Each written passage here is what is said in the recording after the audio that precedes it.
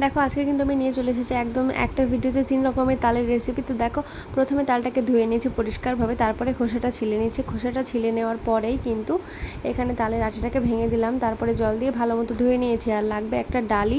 ডালিতে সবথেকে বেশি ভালো হয় গ্রেটার বলো যাই বলো না কেন, তো ডালি আমরা ব্যবহার করি। তো যাই হোক, ডালি পরিষ্কারভাবে ধুয়ে নিয়েছি। তারপরে এভাবে তালের আটিটাকে ঘষে ঘষে বেশ জোর কদমে একদম কাজ চালিয়ে যেতে হবে, ভীষণ হাত ব্যথা হয়। যাই হোক বন্ধুরা, তো খাবার খেতে গেলে তো হাত ব্যথা করতেই হবে। যাই হোক, তারপরে ওইভাবে তালের পাল্পটাকে কিন্তু ভালো মতো বের করে নিয়েছে। আর এদিকে দেখছো এদিকে পায়েস হচ্ছে, আর এখানে আটা ময়দাগুলো সব চেলে নেওয়া হলো। এবারে কিন্তু প্রথমে বড়ার জন্য একটা ব্যাটার বানাবো। তো দেখো প্রথমে তালের পাল্প দিয়ে দিয়েছি, তারপরে পরিমাণ মতো এখানে ময়দা দিয়ে দিচ্ছি।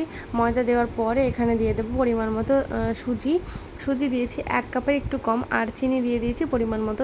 তারপরে 1 চামচ নুন দিয়ে দিয়েছি, আর একটু মৌরি দিয়ে দিয়েছি 1 চামচ মতো। তো দেখো এবারে নাড়িয়ে চাড়িয়ে ভালোভাবে মেখে নিতে হবে।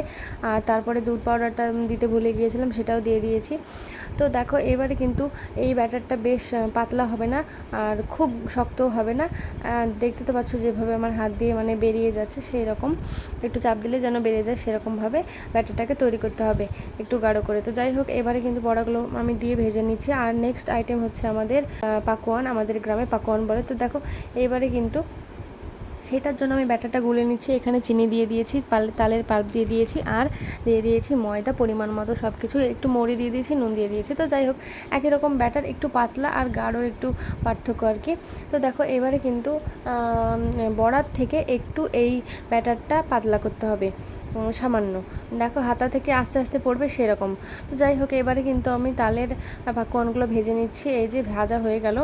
তো এবারে নেক্সট আইটেম হচ্ছে আমাদের তালের পাটিসাপটা। তো দেখো পাটিসাপটাতে কিন্তু তালের পাকোয়ানের থেকে আরও ব্যাটারটা পাতলা হবে। তো দেখো এইবারে আমি পাতলা করে রুটিটা করে নিয়েছি, তারপরে তো ভেতরে পুর দিয়ে জড়িয়ে নিয়েছি। দেখো আমাদের সবগুলোই কিন্তু রেডি হয়ে গিয়েছে, এখানে পাকোয়ান আর পাটিসাপটা আর বড়া। কেমন লাগলো ভিডিওটা অবশ্যই জানিও। টাটা।